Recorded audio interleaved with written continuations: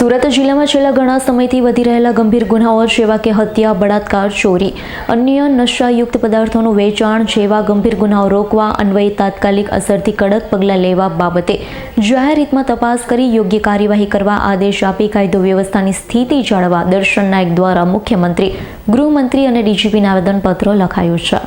ગુજરાત કોંગ્રેસ સમિતિના મહામંત્રી દર્શન નાયકે ગુજરાતના મુખ્યમંત્રી, ગૃહ રાજ્યમંત્રી અને ગુજરાતના ડીજીપીને સંબોધી લખેલા પત્રમાં જણાવ્યું છે, છેલ્લા ઘણા સમયથી સુરત જિલ્લામાં ગંભીર ગુનાઓની સંખ્યામાં નોંધપાત્ર વધારો થયો છે। સુરત જાણે કે ક્રાઇમ સિટી બની રહ્યું હોય તેવું લાગી રહ્યું છે। ચોરી, લૂંટ, હત્યા, દુષ્કર્મ અને અન્ય નશાયુક્ત પદાર્થોનું વેચાણ જેવા ગંભીર ગુનાઓ રોકવા માટે અસરકારક પગલાં લેવામાં આવે એ જ સમસ્યાની માંગણી છે। ગત 20 નવેમ્બરના રોજ સુરત જિલ્લામાં ઘટેલી ઘટના પર નજર કરીએ તો કિમ પોલીસ સ્ટેશનમાં મુન્ના એજન્સી નજીક સગીરાનું અપહરણ, કામરેજ પોલીસ સ્ટેશનમાં નવાગામની સીમમાં મોબાઈલ ફોન લૂંટ, ઉંબેડ ગામની સીમમાં મોબાઈલ ચોરી, કડોદરા જીઆઈડીસી અને પલસાણા પોલીસ સ્ટેશનમાં ગળાફાંસો એસિડ ગટગટાવવાની ઘટના સામે આવી છે। ઇકો ગાડીમાંથી લાખોની ચોરીનો ગુનો નોંધાયો છે।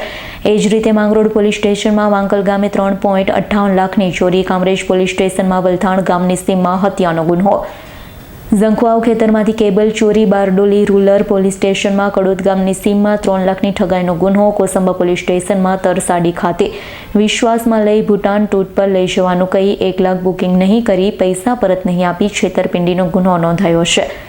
માંડવી પોલીસ સ્ટેશનમાં 2.55 લાખની છેતરપિંડીનો ગુનો, ટાઉન પોલીસ સ્ટેશનમાં મોટરસાયકલની ચોરી, કોસમાડી ગામની સીમમાં 21,500 રૂપિયાની લૂંટનો ગુનો છે અને પોલીસ સ્ટેશન કામરેજના હદ વિસ્તારમાં નવા ગામની સીમમાં મોટરસાયકલ ચોરીનો બનાવ બન્યો છે।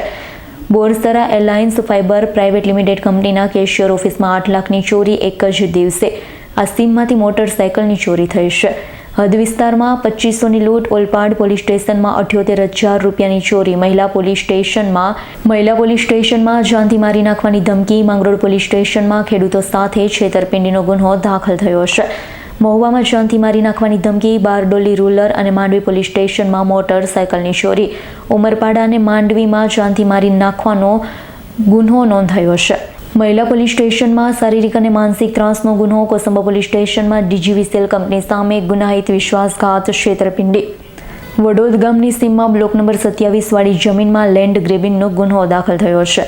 પલસાણા પોલીસ મથકમાં એક્સેસ મોપેડની ચોરી, કડોદરા પોલીસ સ્ટેશનમાં જાનથી મારી નાખવાની ધમકીનો ગુનો, માંગરોળ પોલીસ સ્ટેશનમાં 2.43 લાખની ચોરીનો ગુનો નોંધાયો છે। કામરેજ પોલીસ સ્ટેશન હદ વિસ્તારમાં અબ્રામા ગામની સીમમાં અજાણ્યા 2 ઇસમોએ પ્લાસ્ટિકની થેલી ઝૂંટવી 15,000, કામરેજમાં મોટરસાયકલની ચોરી, 2 અલગ મોટરસાયકલની ચોરીની ઘટના પણ સામે આવી છે। કડોદરામાં અપહરણ, કામરેજમાં 45.69 લાખની છેતરપિંડીનો ગુનો થયો છે। ઓલપાડમાં હત્યા, પતિની આત્મહત્યા, બારડોલીમાં જાનથી મારી નાખવાની ધમકી, કોસંબામાં પાર્ક કરેલ મોટરસાયકલની ચોરી, બોગસ ડોક્ટર કિમ ગામે ઝેરી દવા આપી આપઘાતનો કેસ નોંધાયો છે। કામરેજ પોલીસ સ્ટેશનમાં 3.50 લાખનું ગુનાહિત કાવતરું, વિશ્વાસઘાતનો ગુનો નોંધાયો છે। આ ઘટનામાં હજુ સુધી પોલીસ તપાસ થઈ નથી અને તપાસ દિશાહીન હોવાનું લાગી રહ્યું છે। પોલીસ નાઇટ પેટ્રોલિંગ વધારે, પ્રજાની માલમત્તા સચવાયેલી રહે વ્યવસ્થા કરવી જોઈએ। સુરત જિલ્લાના બેંકમાં નાઇટ સિક્યુરિટી ગાર્ડ હોતા જ નથી, જેના કારણે પણ તસ્કરોને મોકળું મેદાન મળી જાય છે। દિન પ્રતિદિન આવી ઘટનાઓ બનતી રહે છે। આ ઘટનામાં ઉલ્લંઘન કરવામાં આવી રહ્યું છે। સુરત જિલ્લામાં અપરાધીઓમાં કાયદાનો ડર જ ન હોય તેવું લાગી રહ્યું છે। જિલ્લામાં લૂંટ અને ચોરી જેવા ગંભીર ગુનાઓ અટકે તે માટે તેઓ સર્વેલન્સ ટીમ સાથે વર્કઆઉટ કરતા હોય છે, પરંતુ છેલ્લા ઘણા સમયથી ગ્રામ્ય લોકલ બ્રાન્ચ એલસીબીની ટીમ પણ જિલ્લામાં બનતા ગંભીર ગુનાઓ અટકાવવામાં, વણુકેલિયા ગુનાઓ ઉકેલવામાં નિષ્ફળ નીવડી રહી છે। દિવસોની ઠંડીમાં સમયમાં ચોરી અને લૂંટ ધાડ જેવી ઘટના ન બને તે માટે અગાઉથી આગોતરું આયોજન કરી નાઇટ પેટ્રોલિંગ વધારી સ્પેશિયલ ઓપરેશન હાથ ધરવામાં આવે। સુરત જિલ્લાનું કાર્યક્ષેત્ર અંદાજિત 4,400 ચોરસ કિલોમીટર વિસ્તારમાં ફેલાયેલું છે। સુરતની વસ્તી 60 લાખથી પણ વધુ છે। દિન પ્રતિદિન વસ્તીમાં પણ વધારો થઈ રહ્યો છે।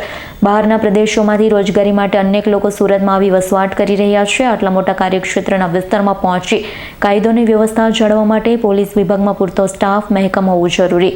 આજે પણ સુરત જિલ્લાના કાર્યક્ષેત્રમાં આવતા અનેક પોલીસ સ્ટેશનોમાં પૂરતા પોલીસ સ્ટાફ અને મહેકમની જગ્યાઓ ખાલી પડી છે। ખાલી જગ્યાઓ પર ભરતી કરવામાં આવે। સુરત જિલ્લા પોલીસ વિભાગને પૂરતો સ્ટાફ મળી રહે, ગંભીર ગુના બનતા અટકાવી શકાય, સુરત જિલ્લામાં કાયદો વ્યવસ્થા જળવાઈ રહે। સુરત જિલ્લામાં છેલ્લા 10 થી 15 દિવસમાં જે રીતે ક્રાઇમ રેટનો વધારો થયો છે ચોરી, લૂંટફાટ, બળાત્કાર, સગીરાનું અપહરણ, ઠેર ઠેર ચોરીના બનાવોના કારણે સુરત જિલ્લાની પ્રજામાં એક ડરનો માહોલ ઊભો થાય એ પ્રકારની પરિસ્થિતિનું નિર્માણ થયું છે. સુરત જિલ્લાની પોલીસે જે રીતે કાયદાકીય કામ કરવાને બદલે આરોપીઓ પર, જે ગુનેગાર છે એની પર સખતમાં સખત પગલાં લેવાને બદલે જે રીતે ઢીલી નીતિના કારણે ગુનેગારોમાંથી કાયદાનો ડર નીકળી ગયો એ પરિસ્થિતિનું નિર્માણ થયું છે. છેલ્લા 10 થી 15 દિવસમાં જે રીતે ખેડૂતો ખેતી કરવા જાય અને સવારે એની મોટર હોય કે વાયર હોય એની ચોરી થાય, એટલે ખેડૂતોની ખેતી સલામત નથી. બચત કરીને સામાન્ય માણસે બેંકમાં જે નાણાં મૂક્યા છે એ બેંકોમાં જે રીતે ઢાળ પડે છે અને જે પ્રકારે ચોરી થાય છે, એટલે લોકોના નાણાં પણ બેંકોમાં સલામત નથી. સવારે ભગવાનનું નામ લેવાથી સારો દિવસ પસાર થાય એના માટે જ્યારે મંદિરમાં જતા હોય તો મંદિરના ભગવાનના આભૂષણો પણ સલામત નથી. અને કોઈ બાળકી ભણવા માટે બજારમાં જતી હોય ત્યારે એની પર પણ જે પ્રકારે દુષ્કર્મ કે એની છેડતીના બનાવો બને છે.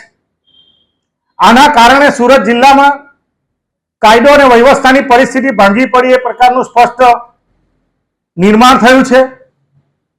માનનીય મુખ્યમંત્રી, માનનીય ગૃહમંત્રી અને માનનીય ડીજીપીને પત્ર લખીને વિનંતી કરી છે કે અગાઉના વર્ષમાં, ગયા વર્ષે જે રીતે 5238 જેટલા ગુનાઓ 15 તારીખ સુધીમાં નોંધાયા હતા આખા વર્ષ દરમિયાન, એમાં અસંખ્ય વધારો થઈને લગભગ 6238 જેટલા ગુનાઓ આ વર્ષમાં સુરત જિલ્લામાં નોંધાયા છે. આના કારણે જે ડર હોવો જોઈએ, લોકલ ક્રાઇમ બ્રાન્ચ જેની જવાબદારી છે એ જવાબદારી પર તમે જોઈ શકો છો કે દિવસે દિવસે ગુનેગારોમાંથી ડરનો માહોલ નીકળી ગયો છે. આજે પણ ઠેર ઠેર જગ્યાએ વારંવાર ગૃહ વિભાગને, પોલીસ વિભાગને રજૂઆત કરવા છતાં આજે પણ ઠેર ઠેર નશાયુક્ત પદાર્થો ઠેર ઠેર વેચાય છે. આના કારણે યુવાનોમાં પણ મોટા પ્રમાણમાં બદીનું માહોલ ઉભો થયો છે. એટલે માનનીય મુખ્યમંત્રી, માનનીય ગૃહમંત્રી અને માનનીય ડીજીપીને વિનંતી કરી છે કે જે સુરત જિલ્લાનું કાર્યક્ષેત્ર પણ મોટું થયું છે, લગભગ 65 લાખથી વધુની વસ્તી છે, 6500 ચોરસ મીટરમાંનો વિસ્તાર પથરાયેલો છે, તો જે પોલીસોની જગ્યા ખાલી છે એ જગ્યાઓ પર તાત્કાલિક અસરથી ભરવામાં આવે, જેનાથી સુરત જિલ્લાની પ્રજાને રક્ષણ આપી શકાય, કાયદો વ્યવસ્થાની પરિસ્થિતિ જળવાય અને સખતમાં સખત પગલાં આ ગુનેગારોની સામે લેવાય એ માટેનો પત્ર લખીને મેં વિનંતી કરી છે. Bureau report S9 news Surat. અમારી તમામ માહિતીથી અપડેટ રહેવા માટે જોડાયેલા રહો S9 ન્યૂઝ સાથે.